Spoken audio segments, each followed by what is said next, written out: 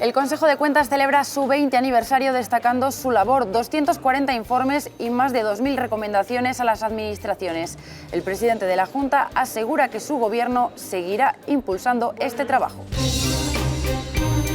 PP y Vox registran una proposición de ley para cambiar la forma de elección de los senadores autonómicos. Serán elegidos de forma nominativa y sea cual sea el resultado de la votación. Hoy cerramos nuestra ronda de entrevistas con los portavoces con Pedro Pascual, portavoz de Por Ávila, esta legislatura y también la pasada.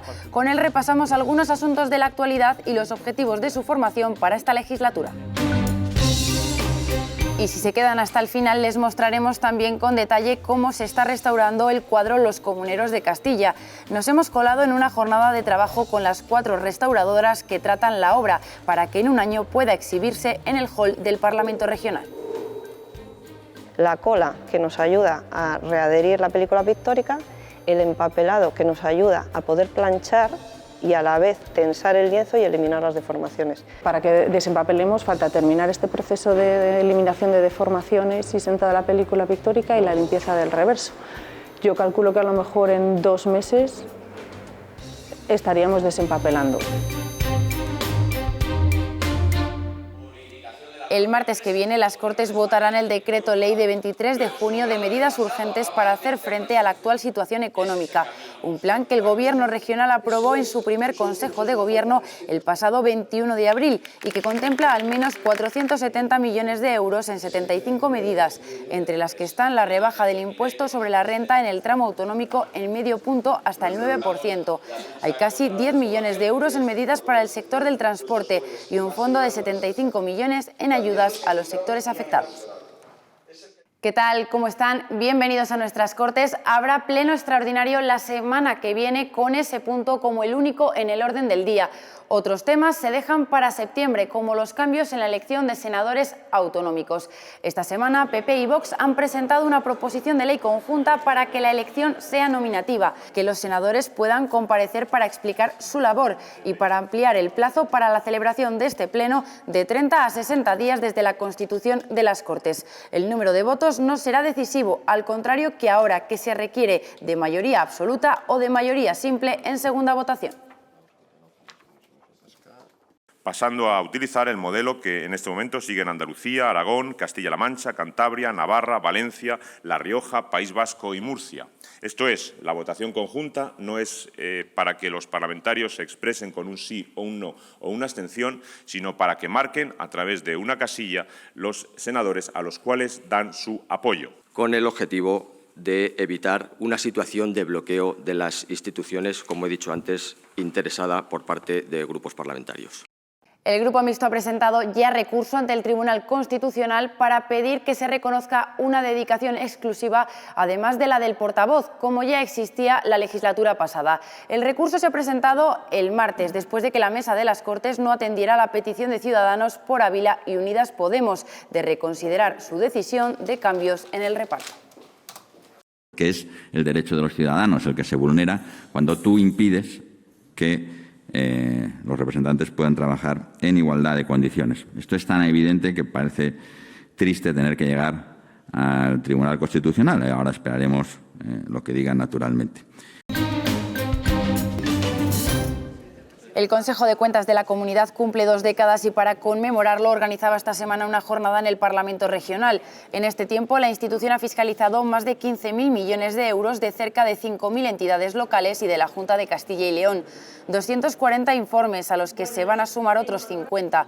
En total el Consejo ha emitido 220 recomendaciones, de las que hoy se cumplen más de un 80%, según su presidente, que volvió a pedir más capacidad de decisión para la institución. Nos planteamos, sabiendo que las circunstancias siempre son complicadas, esa reforma normativa que en su día planteamos, reforma normativa para reforzar la independencia del Consejo de Cuentas, reforma normativa para establecer un estímulo a la rendición de cuentas. Al acto asistió la presidenta del Tribunal de Cuentas Nacional y también el presidente de la Junta de Castilla y León. Alfonso Fernández Mañueco destacó cómo el Consejo de Cuentas ha contribuido tanto al buen uso como al control del gasto público y además dice, lo ha hecho sin duplicidades. Tomo nota de la valoración que se hacen de las posibles reformas normativas que por todas las instituciones propias se sugieren para reforzar vuestra autonomía, no solo la orgánica, también la funcional, que estimulen la rendición de cuentas de los diferentes órganos públicos. Lo explicabas tú mejor que yo, la conexión con el actual consejero de Presidencia.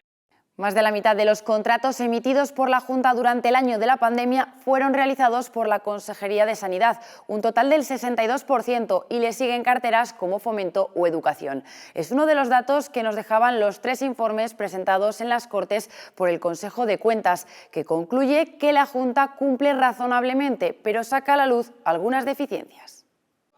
Mario Amilibia comparecía para dar cuenta de 3 fiscalizaciones, una de ellas sobre el análisis de los contratos ejecutados por la Junta durante el año 2020. Piensen que estábamos en el año de la pandemia. El mayor volumen de contratación corresponde a la Gerencia de Salud. 62% del total de la contratación llevada a cabo ese ejercicio. Sin entrar en este análisis, los tramitados de urgencia contra la COVID, que se tratarán en otra fiscalización específica. Además de los analizados, el 58% de los contratos fueron de suministros y concluye que la Junta cumple razonablemente con la legalidad, aunque detecta varias deficiencias. En 4 contratos no se justifica su necesidad. En 3 no se justifica la no división en lotes o se obliga a concurrir a todos los lotes. No queremos ni imaginar ya lo que nos vamos a encontrar primero en los contratos menores y después en los contratos COVID. Si hiciéramos una auditoría de una muestra mayor, pues no sé lo que nos podríamos encontrar. Vox pone el foco en que esta situación es fruto de una excesiva burocracia. Es necesario plantearse si la hipertrofia normativa no está provocando que sea la propia Administración la que no pueda cumplir con las normas que le son de aplicación. Y el PP justifica que son las mismas deficiencias que se detectan en los contratos del Estado y valora el trabajo del Consejo de Cuentas. Ponen de manifiesto realmente un trabajo objetivo, serio y riguroso. Un trabajo tan inmenso como este resulta sorprendente que luego no tenga consecuencias. Así se refería el portavoz de Ciudadanos a la necesidad de medidas coercitivas. No podemos tener poder coercitivo. Nosotros somos un órgano de control externo. Mario Amilibia presentaba junto a este otro informe relacionado con los contratos que deben tener incorporado justificación de fines sociales o medioambientales. Una de las recomendaciones realizadas por el Consejo de Cuentas es la inclusión de cláusulas de ejecución de naturaleza laboral, social, medioambiental, de innovación al desarrollo. Finalmente, un tercer informe analizaba los convenios realizados por la Administración. El Consejo de Cuentas asegura que se cumple razonablemente con la remisión de convenios por parte de la Junta. No lo hacen así 3 de las 4 universidades públicas de Castilla y León. Pese a esto, se observan errores. Que en un 33% de la muestra, la Administración de la Comunidad califica como convenios acuerdos cuya naturaleza jurídica no es tal. Eso no significa que haya habido un fraude de ley. Eso lo que significa es que la regulación jurídica en materia de convenios es una regulación jurídica obsoleta y que hay que actualizar. Y animaba a los grupos parlamentarios a trabajar en este sentido para actualizar la ley. En las Cortes, el portavoz del PSOE, Luis Tudanca, se reunía con el Comité de Empresa de los Trabajadores del Servicio de Emergencias 112. Han convocado una huelga nacional para los días 15 y 16 de julio. Además de no haberse cumplido el acuerdo que se lograba hace un año, aquí en Castilla y León denuncian que la nueva empresa adjudicataria quiere reformular el modelo de trabajo, que entre otras cosas conlleva la desaparición de las guardias. Queremos que se negocie ese acuerdo, que se perfeccione ese acuerdo y que se mejore en la medida de lo posible. Ese acuerdo incluye una rotación antiestrés y luego queremos una mejora salarial. Esas son las 3 condiciones, pero lo que se nos ha planteado estos días, además sorpresivamente, y según parece hay que hacerlo con mucha urgencia en el mes de agosto, es cargarse todo eso para que venga un desastre peor que el actual. Pues, oiga, primero me quedo como estoy y si puedo mejoro sobre lo que tengo. Hace ya más de 3 años hubo ya conflicto, hubo ya reivindicaciones, hubo ya una denuncia por parte de sus trabajadores y trabajadoras y hubo iniciativas por parte del Grupo Parlamentario Socialista para denunciarlo en estas Cortes de Castilla y León. Con el portavoz de Por Ávila en las Cortes de Castilla y León culminamos esta ronda de entrevistas con los grupos parlamentarios con representación en la Cámara y hoy tenemos con nosotros a Pedro Pascual. Bienvenido a nuestras Cortes. Hola, ¿qué tal? Es la segunda legislatura que obtiene representación en esta Cámara, 4.200 votos más de 6 puntos. ¿Eso es un respaldo a la labor realizada durante la pasada?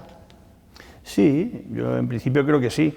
Hombre, siento, la verdad, un poquito de envidia sana pues, de UPyL o de Soria ya, porque yo creo que nosotros hemos abierto el melón, por decirlo así, con un partido que quiere que se tenga en cuenta a la Castilla y León más olvidada y más periférica, y ellos pues, nos han conseguido una representación más abultada que la nuestra, pero bueno, sí, en principio contento y con muchas ganas de trabajar. ¿Cuáles son las prioridades que se marca para esta nueva legislatura? Son las mismas que teníamos antes, porque es que no hacen nada por mi provincia, por Ávila. Entonces tenemos problemas con la sanidad, tenemos problemas con las comunicaciones, tenemos problemas con el transporte, con el empleo. Es lo mismo que teníamos en el programa, es defenderlo e intentar conseguir algo. Tuvimos una oportunidad muy importante en los presupuestos, creo que eran unos presupuestos muy interesantes para Castilla y León y para mi provincia, pero bueno, pues adelantaron las elecciones sin ningún motivo y así nos quedamos.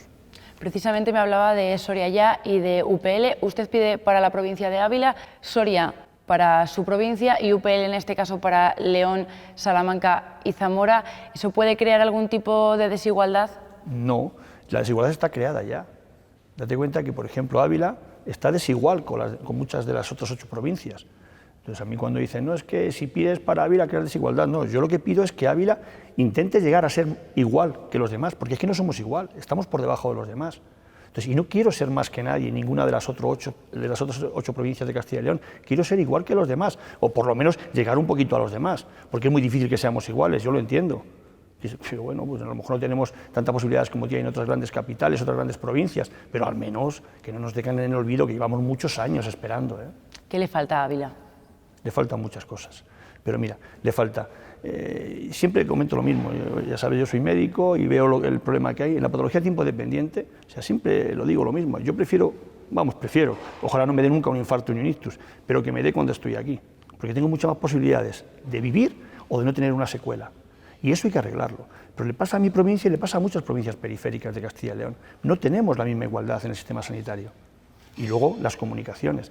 No tenemos nosotros acceso por autovía aquí a Valladolid. ¿Por qué?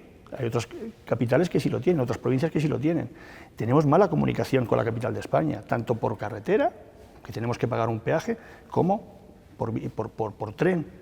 Ya sé que son competencias muchas veces estatales, pero la Junta puede hacer muchísimo más por mi provincia de lo que está haciendo. Y luego ya del empleo, pues ni hablar. Sí, precisamente aprovechando que usted es sanitario, que trabaja en el servicio de emergencias, le quería preguntar sobre el nuevo contrato de transporte. Se habla de más medios, ¿qué valoración hace? Si es verdad, hombre, sí, en principio el contrato estaba bastante cerrado, luego he visto que se ha reducido ahora un montante de dinero. Parece ser que hay problema con los vehículos o que no llegan piezas o que no va a haber vehículos, no sé. Hombre, en principio vamos a estar expectantes, el convenio parece ser que se ha metido un poquito con calzador porque no estaban de acuerdo la mayoría de los trabajadores en ese convenio. El concierto va a salir, yo tengo esperanzas ahora con las UNES, las unidades de emergencia de enfermería, a ver cómo funcionan, si es verdad que se renuevan los vehículos, porque los vehículos están en unas condiciones pues, un poquito lamentables, la verdad, y luego a ver qué se hace con el personal. El personal, pues bueno, ahí la verdad no lo está pasando bien, el personal de la empresa adjudicataria. Entonces, bueno, es simplemente a ver cómo va ahora el tema. Otra de sus reivindicaciones es que se cubran los gastos de transporte entre provincias que ahora mismo asumen los pacientes para poder ser tratados de algunas de sus patologías. ¿Cree que se mejorará en ese aspecto? Sí, bueno, el consejero, de hecho, había aumentado el montante también de la ayuda, pero creo que se queda corta. O sea, lo que dan para la gente, te digo lo mismo, o sea, las provincias periféricas y que dependemos de hospitales de referencia para muchas patologías, para consultas, para pruebas, para tratamientos, pues bueno, tienen que desplazarse. Hay que desplazarse, vale, yo cuento que hay que desplazarse, si hay cosas que a lo mejor no puede haber en Ávila y tiene que estar en Valladolid o en Salamanca, vale, pero por lo menos que no me cueste a mí como abulense más la sanidad que a un vallesoletano o a un salmantino. Sobre la llegada de la radioterapia a Ávila, ya está acabado el búnker, pero todavía falta el acelerador lineal. ¿Cuándo espera que se produzca? No sé, dicen que en breve, que en este año, yo espero que sea este año y no esperen a periodo electoral para hacerse fotos con una cosa tan urgente y que todos están reclamando. Y luego hay que seguir, pues bueno, en tanto en cuanto llega eso, hay que seguir mejorando el transporte de los enfermos oncológicos. Sí, también se ha quejado usted en ocasiones de que hay muchas iniciativas que en esta Cámara se aprueban y que no se llegan a cumplir. Sí, la mayoría. O sea, hacemos comisiones, hacemos plenos, proposiciones no de ley que salen incluso por unanimidad, muchas de ellas incluso presentadas por mi persona, y no se hace nada. Al parecer, si el Ejecutivo es el que hace todo, y me parece muy bien el Ejecutivo, pero al final el Legislativo, si todo se queda en promesas y promesas y promesas y buenas palabras, o seguiremos trabajando, seguiremos haciendo, pero al final no se hace nada. De hecho, una de sus propuestas fue que haya más desfibriladores en muchos de los lugares de la comunidad, e incluso le llegó a ofrecer a los procuradores darles una clase de reanimación. No sé si ha podido hacerlo o si no ha podido hacerlo todavía, si todavía sigue en pie esa propuesta. No, de hecho es una proposición de ley que se aprobó por unanimidad. Creo que era para que la comunidad de Castilla y León, era una propuesta para toda la comunidad, fuera una comunidad cardioprotegida, entraba en presupuestos. Estaba contemplado en los anteriores presupuestos el montante económico para desarrollarlo. Como se adelantaron las elecciones, se quedó en nada. Y sí, yo soy instructor de soporte vital básico y me he ofrecido en varias ocasiones a que no tengo ningún problema a sus señorías en darles una charla para que todos sepamos manejarlo, porque es muy importante. De momento no he recibido ninguna respuesta. Es verdad que, pues me parece muy bien, pero no se ha hecho. Pero podríamos hacerlo en cualquier momento, no tengo ningún problema. Sí, en su última intervención reclamó apoyo para que llegue el Centro de Accesibilidad de la Unión Europea a Ávila. ¿Qué supondría para la ciudad y para la provincia que un centro así llegue? Hombre, pues sería muy importante, y estamos hablando de descentralización. O se habla mucho de descentralización, pero yo veo que a las provincias periféricas no llega nada. Pasó el otro día con lo que estuvo hablando del observatorio espacial y todo esto. Al final, que también podía haber sido en Cebreros, a León, me parece muy bien por León, pero que ya hay, que las provincias, vuelvo a decir, periféricas, pues Soria, Zamora, Segovia, Ávila, que nos den algo. Somos 9 provincias. Ya sé que todas las consejerías están aquí y León tiene varias cosas, pero Ávila es que no tenemos nada. Bueno, pues esperemos que ese centro llegue pronto a Ávila. Pedro Pascual, portavoz de Por Ávila en las Cortes de Castilla y León, muchísimas gracias por atendernos. Muchas gracias a ti. 10.000 personas han visitado en las 2 semanas que lleva abierta la exposición de arte sacro Renacer en la Catedral de Palencia. Esta semana lo hacía también el presidente de las Cortes, que ha animado a todos los castellanos y leoneses a visitarla. La muestra, que reúne 200 piezas artísticas, pretende poner en valor la SEO palentina en un año en el que se conmemoran los 700 años de inicio de su construcción. Las restauradoras llevan ya 2 semanas trabajando sobre este cuadro, Los comuneros de Castilla, de Joan Planella y Rodríguez. Pertenece al Museo del Prado, pero a través de un acuerdo con la Fundación de Castilla y León se está restaurando aquí en el Hall de las Cortes para que en un año esté colgado en el Parlamento Autonómico. Hemos estado con las restauradoras para conocer de cerca cómo es este trabajo. Así nos despedimos.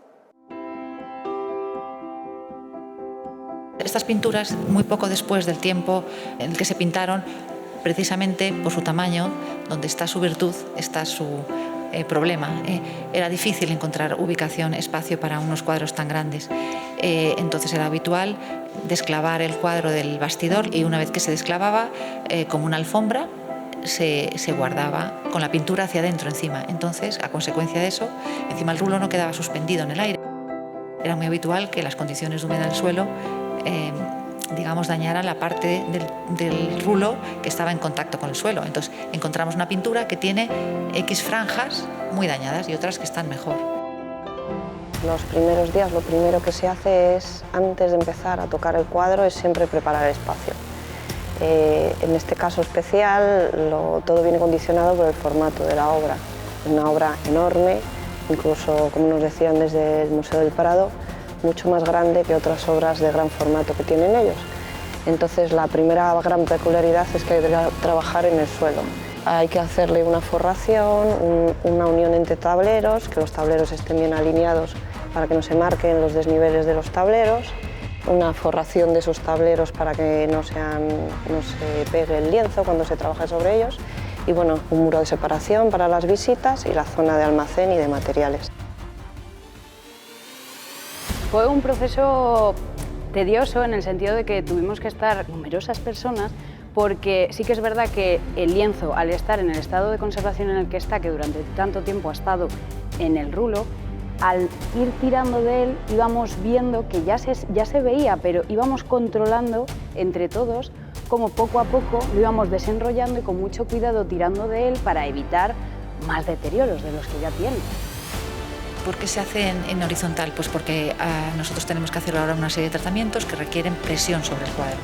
La mejor manera de aplicar una presión sobre un cuadro con garantías es que el cuadro esté apoyado en un tablero y sobre el suelo, sin deformar la tela. Si lo hiciéramos en vertical, sobre el bastidor, correríamos muchos riesgos.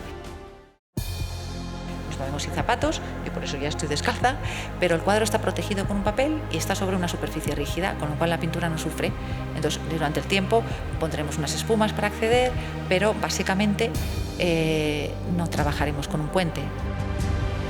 Entonces, nada, una vez que lo conseguimos dejar en el suelo, hicimos, a continuación, el proceso siguiente fue un mapa de daños y ahí hemos empezado a marcar ya todos los deterioros que presenta. Hay pinzamientos, hay abombamientos de la tela, pérdidas de color que ahora mismo estamos sentándolas.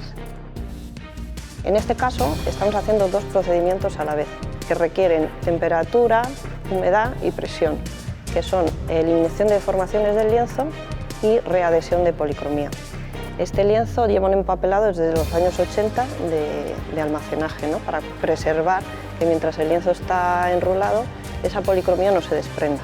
Pero claro, un lienzo no es su manera habitual de estar enroscado, ¿no? Entonces, por la edad, por ese tipo de almacenamiento, la pintura se desprende del lienzo, del soporte. Necesitamos asegurarnos que la película pictórica está bien adherida a lo que sería la tela. Y para ello humectamos por debajo para que la tela relaje y quite todas esas ondas y deformaciones que tiene.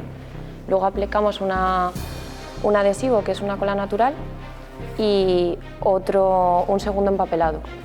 Y de ahí le aplicamos calor y con esto evitamos que vuelvan a aparecer todas las deformaciones y dejamos el lienzo lo más liso posible y nos aseguramos sobre todo, que es lo más importante, que la capa pictórica quede muy bien adherida. Hemos empezado por la zona central, ¿vale? Para poder sacar las deformaciones y asegurarnos que todo está correcto del centro hacia los extremos. Y cada parte que ya hemos realizado tiene que estar totalmente tapada y con peso para que no haya ningún movimiento de la tela ni nada. Cuando terminemos y aseguremos que esté la pintura bien fijada, ya podemos trabajar por el reverso de la obra. Es decir, vamos a tener que volver a enrollar el cuadro para desenrollarlo y esta vez con la cara de la tela hacia arriba. ¿Qué es lo que tenemos que hacer? Limpiar toda la tela de toda la suciedad que tenga y bueno, si aparece algún parche, pues tendremos que valorar a ver si lo dejamos, si cumple su función o si lo eliminamos. Y vamos a tener que colocar también unos bordes de tela alrededor para reforzarlos. También hay que reforzar las zonas de unión de fragmentos de tela porque como es un lienzo muy grande no está hecho de un único fragmento. Hay unas 7 franjas y entonces hay 6 costuras. Esas costuras ahora mismo están un poco debilitadas y bueno, pues ya que estamos restaurándolo hay que asegurarse de que por ahí no va a abrir. Lo siguiente sería efectivamente, cuando ya esté tratado el reverso, se volvería a enrollar para poderlo dar la vuelta y ya tendríamos otra vez de nuevo el cuadro con la pintura hacia arriba. Y ahí ya empezaríamos a desempapelarlo. Y es cuando veríamos realmente el cuadro, que hace muchos años que no se ve porque lleva empapelado desde hace casi 40 años. Ahí ya veríamos el estado real de la pintura, las lagunas, las pérdidas de policromía que tiene. Una vez ahí, bueno, tendríamos que valorar si primero limpiar la capa pictórica o directamente estucar. Estucar es aplicar una preparación blanca en las zonas donde no hay pintura, porque no se pinta directamente sobre la tela, se pinta sobre una preparación. El que manda es el cuadro. Los procesos pueden alargarse o se pueden hacer ligeramente más deprisa si va respondiendo bien. Entonces, bueno, las fechas son aproximadas, los procesos llevan su orden y, bueno, para que desempapelemos falta terminar este proceso de eliminación de deformaciones y sentada la película pictórica y la limpieza del reverso. Yo calculo que a lo mejor en 2 meses estaríamos desempapelando.